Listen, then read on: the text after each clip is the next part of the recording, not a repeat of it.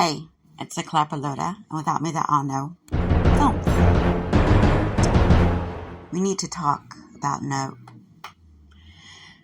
Jordan Peele. I'm going to talk about him first. Jordan Peele. I have been a fan, even had a little bit of a crush on Jordan Peele back in the late 90s when he was on Mad TV. If anyone remembers that show, several casts were involved, and he was in the later part of the cast along with Key. And next thing I know, they've got Key and Peele. That was crazy. So I remember Key and both Peele being on Mad TV. Again, I know I'm repeating myself, but for those of you who don't know what Mad TV is, you can look it up. And it was akin to Saturday Night Live, doing sketches, sketch comedy, reoccurring characters in that vein. And in my opinion, Mad TV was much more funnier than SNL. And SNL was on Saturday, whereas Mad TV was on Friday. So you could enjoy them both. They weren't competing exactly with one another. So that's where I first found out, or heard, or saw the cuteness that is Jordan Peele. And he is adorable. He's got the cute little face, and you want to pinch his cheeks. Okay, now, I've been watching him do comedy since then, and then on to Key and Peele. I didn't have cable to watch Key and Peele, so I didn't watch the show, but I heard all about all of the little memes that came from there, and I watched the parts on YouTube as well, and then went on from there. So I have been with Jordan Peele. He's been on my radar since the 90s, okay? So my critique of his films has absolutely nothing to do with whether or not I like Peele or not Jordan Peele. Okay, yes, I like Jordan Peele. Jordan Peele came out a few years ago. I believe it's 5 years ago at this point, with Get Out, which is like one of those things that happens when you just marry a movie with such an idea that's never, I wouldn't say never been thought of, but definitely has updated an idea. Get Out reminded me, if you look back, there's a 1960s movie called Seconds, and it is horrifying and it is terrifying. Please look up Seconds. I believe it was directed by John Schlesinger, if I'm not mistaken. And it was with Rock. Was it with Rock Hudson? I believe it was with Rock Hudson. So please look that movie up. Absolutely. It's on the spectrum of Get Out. So you kind of get an idea of what it's about. Okay. So Get Out. Absolutely amazing film. I like that it had an alternate ending. I'm glad that it's not part of the theatrical cut. I love the way that ended. Now, that, of course, when you get that type of film, it leaves you thirsty for more. So when they announced Us, I was like, oh my goodness, more Jordan Peele. All right, Us. I mean, I was just watching the trailer over and over. Of course, the song got you watching the trailer over and over again because of I got 5 on it. I'm watching the trailer over and over. This was from December of the previous year to the year that I believe it came out in 2019. So in 2018, I was just starting to like, oh my God, I've got to mark my calendar. I've got to see Us. Okay. Yes, actually, yes, because it came out, I think, in spring. I go to see Us after putting at least 1,000 views on the trailer and the clips. And I was disappointed with Us. I'm not going to go into why. Just know, as a matter of fact, when I watch Us today, as in now, when I look back on it and I flip it on, on my TV, I will only watch the first half because the last half just completely unravels into, I don't know where we're going with this whole thing. Like the narrative is so broad. It doesn't seep into some sort. I mean, I can suspend my belief, but at some point the story has to create a world and an idea where there's going to be some idea of it makes sense. And Us did not, for me, have that. Now we are going to move on to Nope. To complete the triad, the trilogy, That is Peele's trilogy of kind of other worlds ideals in things are not as what they seem kind of thing. Yes, things are not what they seem. That's my new word for Jordan Peele's movies. Things are not as they seem. And especially with Nope. Now, I'm going into a bit. I can't guarantee I will talk spoilers, but I can guarantee you that if I do talk spoilers, then you've been warned. So, if you've not seen Nope, please go and see it. I do think that you should. If you are a Jordan Peele fan, you should go and watch Jordan Peele movies, right? All right. Please go see Nope. Come back to this part. We are at close to 6 minutes in, and you can, from there on, go and listen to the rest of it. Okay. Bye-bye. Go watch Nope, and then come back. Okay. For those of you who have watched Nope, or don't want to watch Nope, or have seen it and want just to dive into the conversation about Nope, here we go. I did not like this movie. Better Than Us, but I did not like Nope. Is Jordan Peele a one-hit wonder? Is he? Because I'm beginning to believe that he is. I felt weird watching Nope because the marketing, and I think that's one of the things that has made Jordan Peele's Us and Nope a letdown for me. The marketing for Us was this home invasion, horror, thriller, excitement, scary, everything in that. Here we are with Nope, and the trailers are the same. Scary, horror, aliens come to Earth. What's going to happen? Who's going to die?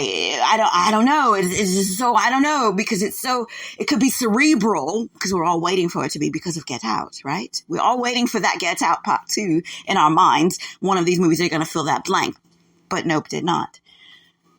Nope is all over the place. And I mean, there's so many different strands of narratives that you could take out of this film, that none of them actually meet up at the end. As much as they want to say, well, it's kind of Spielbergian if you think about it. No, actually, it's not. It's not. It's definitely Peelean, because that's the way Jordan makes his movies. One thing that is consistent about Jordan is that his endings are pretty similar, but they've slowly progressed into an area with Nope that I am just done. I'm done. Do I want to see another Jordan Peele movie? I hope that I keep your fingers crossed. I will keep my fingers crossed, and I will go, okay, maybe number 4. But if you're not wowing me in number 3, I mean, I don't understand. What happened? So, again, it's just all over the place. You start with one story, and then you go over into this story, and then you got a story about this character that we're going to slide into. We don't really know about that character. Oh, by the way, we're going to back up into this other character, and why that character is doing what he's doing, and then they're all doing it. And by the way, there's a space alien on top of it all. It's like spaghetti and sauce and meatballs and cheese. It's layers, but none of them taste great unless they're all together, right? None of them taste great unless they're all together. You have your noodles, your sauce, your meatballs, your cheese. Together, no one eats meatballs and cheese. No one eats sauce and cheese without the noodles and the meatballs. So unless they're all together, it's nothing. And I feel the same way about Nope. Now, I'm saying this to you, but I am on my way to go and see it again, because I want to be a little bit more thorough with my actual review. But these are my initial thoughts about the movie. I didn't like it. I didn't like where it was going. I don't like how it was marketed. I know that's not Jordan's fault, but what does live on Jordan's shoulders is that no matter how many movies we've had out this year, nothing has kicked butt the way I felt Top Gun Maverick did. I don't think anything in Nope was as clever as he thought it was. Tying all the strings and going back and forth in time, and nothing was clever. And even more so, I'm totally disappointed in the marketing for releasing every single piece of footage that they did. They basically showed you everything in that movie. They showed you everything in Nope. It's just the order of sequence that was different. You pretty much saw the movie if you saw the trailer. Nothing was unique, organic, original. Nothing. And that's why I didn't like the film. And it makes me sad. I'm passionate about talking about Nope because it makes me sad. I wanted to like this movie. And I hope that maybe I can feel a little better seeing it again. But no, Nope was a nope for me. Us was a nope for me. And Get Out is amazing. Now, what makes me even more sad is the fact that this particular piece showcases black actors in a horror film, which I'm still waiting to get black actors in a horror film. You get what I'm saying? I'm still waiting for that. Us was not a horror film. Us was a mess. I'm still waiting to get a black horror film that makes sense. That's it. I'm still waiting to get a black-led sci-fi film that makes sense. I haven't gotten that yet from Mr. Peele. But one of the things that really is interesting about Jordan's work is that even if on a whole, you may not like it, but there are parts where it's like, okay, that's satisfying. That's good. That's what it is. It's kind of like my spaghetti little metaphor earlier. You can have the sauce and the noodles and the meatballs, maybe not the cheese, and it still tastes okay.